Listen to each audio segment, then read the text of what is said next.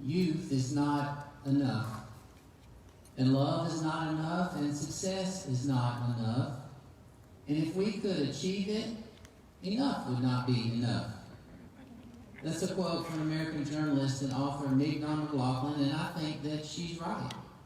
Tonight we talk about the shortcoming of greed and the program principle of generosity. And when it comes to greed, the truth is, enough is simply not enough. But just to be clear, this is not anything that's unique to our American culture or modern civilization. Way back in the 5th century BC, the Greek philosopher Socrates said this: "He who is not contented with what he has would not be contented with what he would like to have."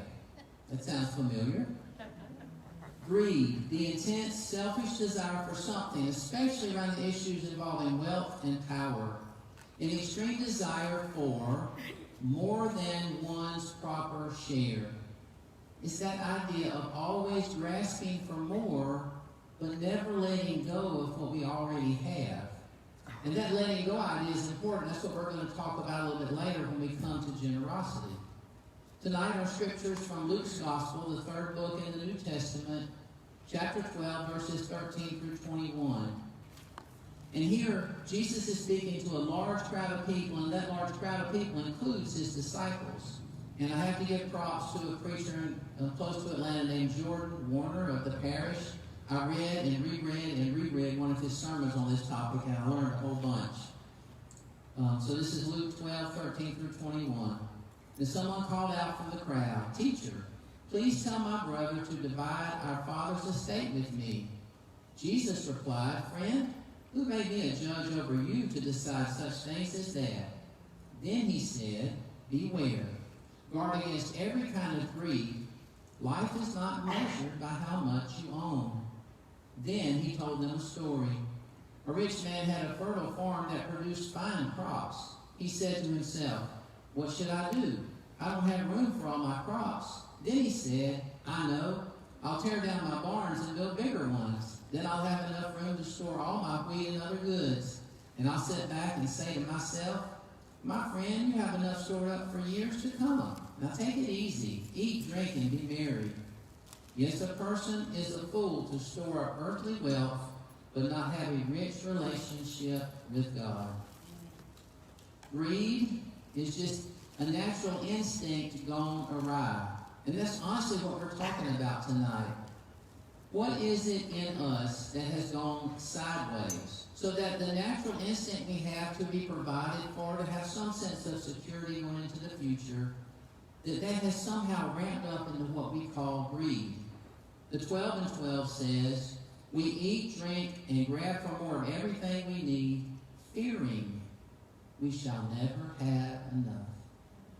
Proverbs 1:19 says it this way: "Such is the fate of all who are greedy for money, it robs them of life." Greed is a thief, and it will rob us of life. The problem is, greed doesn't just slide up to us and say, "Hey, Jamie, you know this plan I've got? I want to get you all twisted up on the inside. I want to get you focused on things that are temporary. I want you to spend all your time and effort on trying to get some stuff. And then when you get it, I want you to be dissatisfied with that so you can focus on getting some more so that you'll really never be happy." How does that sound? But it doesn't work that way.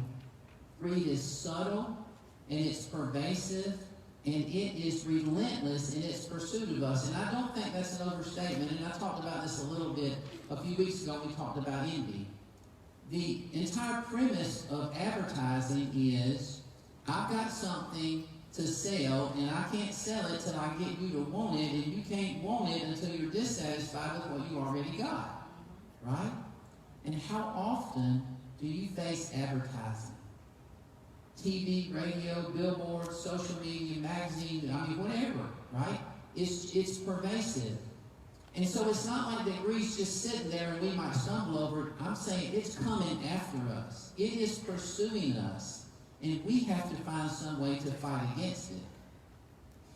Adam Hamilton said, "God intended us to be discontent with things and content with Him. But as humans, we sort of turn that around. So our being discontent with things, well, that's good. Because things will never bring us the real happiness or joy or contentment we hope. It's the idea that it's not the things that's wrong, it's just I need more things or different things, and then I'll be happy. That's where we go off the rails. Because, we all know the right answer, right? We learned it in Bible school. Jesus is the one that brings contentment, but in our real everyday life, that can be a struggle. So let's look at our scripture and see where greed is subtle and cunning.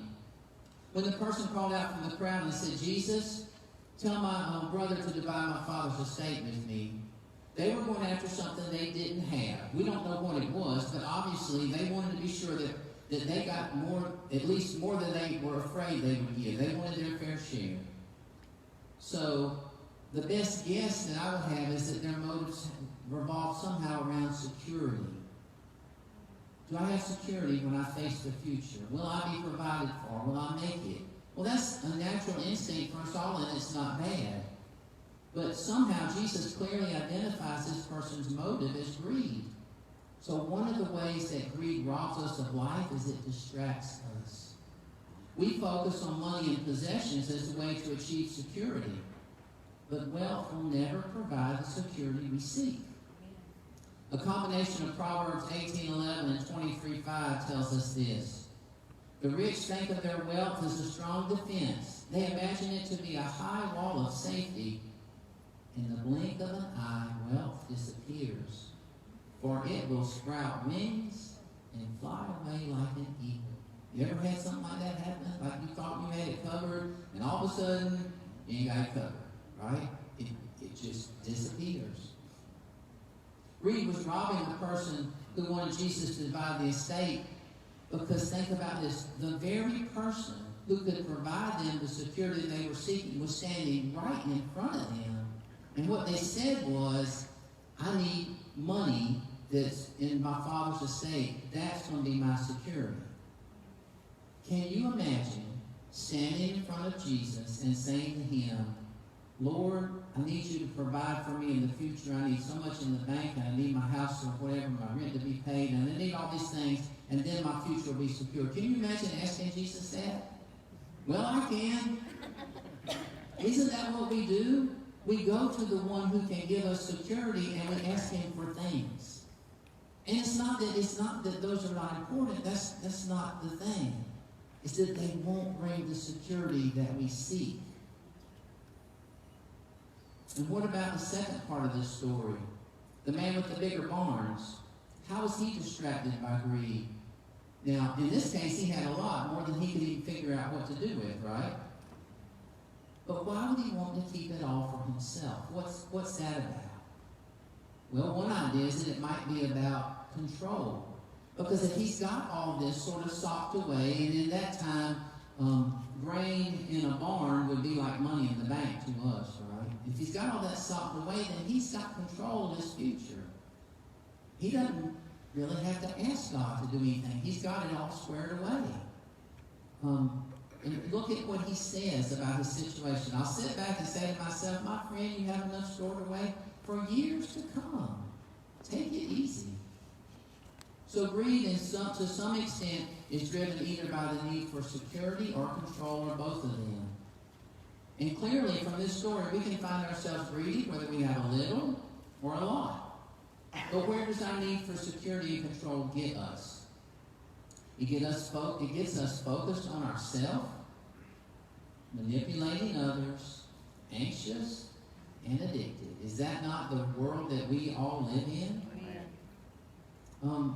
The man with all the crops, though, think about this. He already had control in a meaningful way. He had control over what he was going to do with this blessing, with this bounty that he'd been given. It was in his control to get that into the hands of people that didn't have enough. He could have sold it at a really good price. He could have given some of it away. But greed robbed him of the opportunity to be generous. Proverbs 11:25 says, the generous will prosper. Those who refresh others will themselves be refreshed. So let's think about generosity and how it relates to step 12.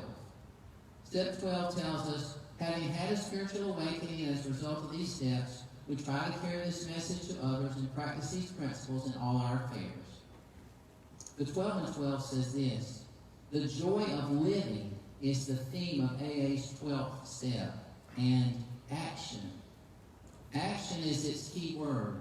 Here we turn outward toward our fellow alcoholics who are still in distress. Here we experience the kind of giving that asks no rewards. When the 12th step is seen in its full implication, it's really talking about the kind of love that has no price tag on it. Step 12 is all about developing a mindset or a lifestyle of generosity. And I would say to you, that's how we fight greed. If we imagine that greed is coming after us, we can't just run from it. I mean, how do you run from everything the whole culture is sort of built around? You have to fight. And I would say that we fight by developing a mindset of generosity. That's a way that we can take a positive action. We can do something to fight against greed. Now, this next teaching comes from a website called discipleshiptools.org. You might remember a couple of weeks ago we talked about John chapter 6 and Jesus saying, I am the bread of life. In John chapter 7, Jesus says that he is living water. John 7:37 through 38 says, Jesus says, anyone who is thirsty may come to me. Anyone who believes in me may come and drink. For the scriptures declare rivers of living water will flow from his heart.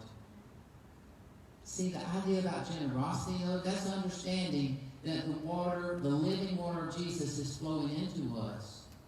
But that if it doesn't flow out of us, that's going to be a problem. There's a body of water in Israel called the Dead Sea. The river that flows into it has life in it. But the Dead Sea's got no outlet. The water just stops right there and it becomes stagnant. And then all the minerals and the salts that are in that water, they just get concentrated to the point that nothing can live in it. And it's the same idea with us. When the living water of Jesus flows into us and flows into us and flows into us, if we don't ever let it out, then it gets stagnant and we begin to die on the inside. So how can you engage in generosity and combat greed? Well, and I know you probably get tired of me saying it every week. I don't know any way around it. Awareness is just a huge part of everything we're ever going to talk about in recovery, right? So I would say the first thing is you got to name it. You got to say, not only do I sense greed doing something in my life, but what's below that? What's the fear? Where's the lack of security or the need for control or whatever it is? And I would say that when we can name it, then, but only then, can we offer it up to God. Because we have to know what it is. So what is it? God will show us. We need discernment about that.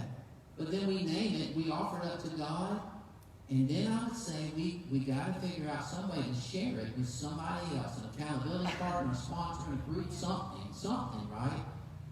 Have you ever been in that battle and you and God keep going back and forth and there's no traction, nothing's happening, and then you mess up and you say something to a real person about that and something changes? That's part of God's plan for us, is to share in a safe way with safe people, right? What's really going on with us. That's one of the ways that his living water comes back into us. And the other thing is you can choose to carry this message of recovery to others and practice generosity. But the idea of generosity is not something that we do like a kind act once in a while, or even an extravagant act once in a while. It is something that needs to become an attitude of our life. And remember, it's the action step. It is the way that we combat greed. Because greed is a thief. It will rob you of your life. But the generous will prosper. Those who refresh others will themselves be refreshed. In the name of Jesus, amen.